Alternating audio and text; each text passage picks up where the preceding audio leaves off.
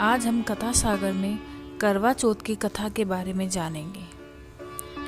बहुत समय पहले की बात है। एक साहूकार के साथ बेटे और उनकी एक बहन करवा थी। सभी सातों भाई अपनी बहन से बहुत प्यार करते थे, यहाँ तक कि वे पहले उसे खाना खिलाते और बाद में स्वयं खाते थे। एक बार उनकी बहन ससुराल से मायके आई हुई थी।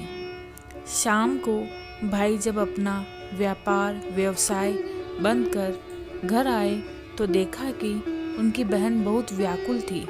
सभी भाई बहन खाना खाने बैठे और अपनी बहन से भी खाने का आग्रह करने लगे, लेकिन बहन ने बताया कि आज उसका करवा चौथ का निर्जल व्रत है और वह खाना सिर्फ चंद्रमा को देखकर उसे अर्घ्य देकर ही खा सकती है।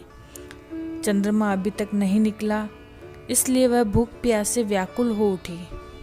सबसे छोटे भाई को अपनी बहन की हालत देखी नहीं गई। वह दूर पीपल के पेड़ पर एक दीपक जलाकर छन्नी की ओट में रख देता है। दूर से देखने पर वह ऐसा प्रतीत होता है कि जैसे चतुर्थी का चांद उदित हो रहा हो।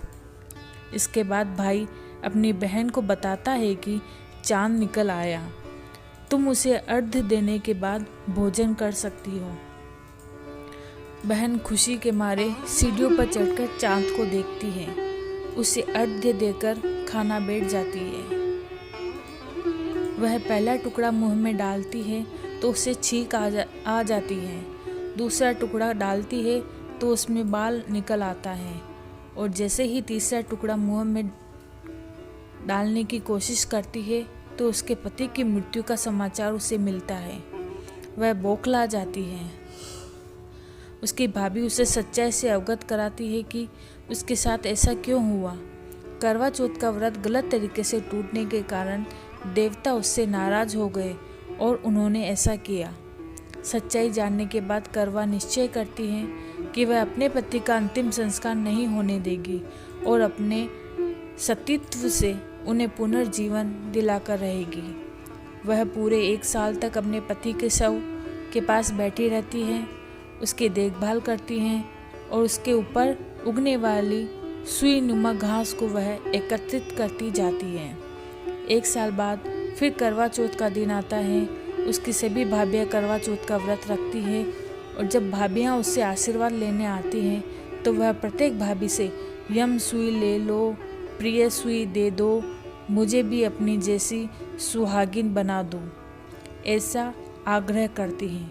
लेकिन हर बार भाभी उसे अगली भाभी से आग्रह करने का कह चली जाती हैं। इस प्रकार जब छठे नंबर की भाभी आती है तो करवा उससे भी यही बात दोहराती है। यह भाभी उसे बताती है कि चूंकि सबसे छोटे भाई की वजह से उसका व्रत टूटा था, अतः उसकी पत्नी में ही शक्ति है कि वह तुम्हारे पति को दोबारा जीवित कर सकती है। इसलिए जब वह आए तो तुम उसे पकड़ लेना, और जब तक वह तुम्हारे पति को जिंदा न कर दे उसे नहीं छोड़ना। ऐसा कहकर वह चली जाती है। सबसे अंत में छोटी भाभी आती हैं।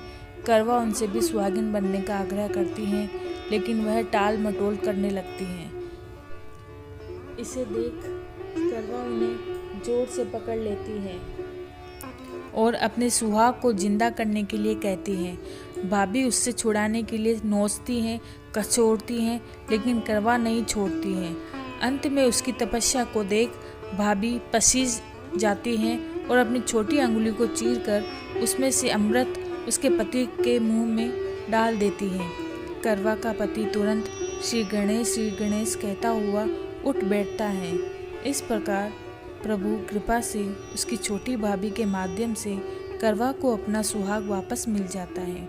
हे श्री गणेश, माँ गौरी, जिस प्रकार करवा को चीर सुहागन का वरदान आपसे मिला है, वैसा ही सब सुहागिनों को मिले। अगर आपको वीडियो पसंद आया तो प्लीज़ लाइक करें, शेयर करें और सब्सक्राइब करें। धन्यवाद।